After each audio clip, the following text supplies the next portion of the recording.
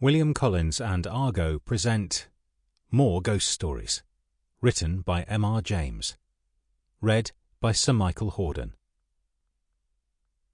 There was a man dwelt by a churchyard.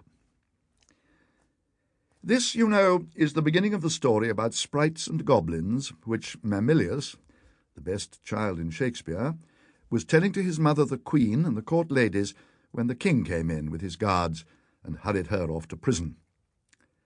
There is no more of the story. Mamillius died soon after, without having a chance of finishing it. Now, what was it going to have been? Shakespeare knew, no doubt, and I will be bold to say that I do. It was not going to be a news story. It was to be one which you have most likely heard, and even told. Everybody may set it in what frame he likes best. This is mine. There was a man dwelt by a churchyard. His house had a lower story of stone and an upper one of timber. The front windows looked out on the street, and the back ones on the churchyard. It had once belonged to the parish priest, but, this was in Queen Elizabeth's days, the priest was a married man and wanted more room. Besides, his wife disliked seeing the churchyard at night out of her bedroom window. She said she saw, but never mind what she said. Anyhow, she gave her husband no peace till he agreed to move into a larger house in the village street, and the old one was taken by John Poole, who was a widower and lived there alone. He was an elderly man who kept very much to himself, and people said he was something of a miser. It was very likely true. He was morbid in other ways, certainly. In those days it was common to bury people at night, and by torchlight, and it was noticed that whenever a funeral was toward, John Poole was always at his window, either on the ground floor or upstairs, according as he could get the better view from one or the other. There came a night when an old woman was to be buried. She was fairly well-to-do, but she was not liked in the place. The usual thing was said of her, that she was no Christian, and that on such nights as Midsummer Eve and All Hallows she was not to be found in her house. She was red-eyed and dreadful to look at, and no beggar ever knocked at her door. Yet when she died, she left a purse of money to the church.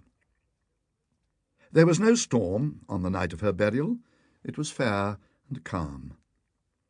But there was some difficulty about getting bearers and men to carry the torches, in spite of the fact that she had left larger fees than common for such as did that work. She was buried in woolen, without a coffin. No one was there but those who were actually needed, and John Poole, watching from his window. Just before the grave was filled in, the parson stooped down and cast something upon the body, something that clinked, and in a low voice he said words that sounded like, "Thy money perish with thee." Then he walked quickly away, and so did the other men, leaving only one torchbearer to light the sexton and his boy while they shovelled the earth in. They made no very neat job of it, and next day, which was a Sunday, the churchgoers were rather sharp with the sexton, saying it was the untidiest grave in the yard, and indeed when he came to look at it himself, he thought it was worse than he had left it. Meanwhile John Poole went about with a curious air, half exulting, as it were, and half nervous. More than once he spent an evening at the inn, which was clean contrary to his usual habit, and to those who fell into talk with him there he hinted that he had come into a little bit of money, and was looking out for a somewhat better house.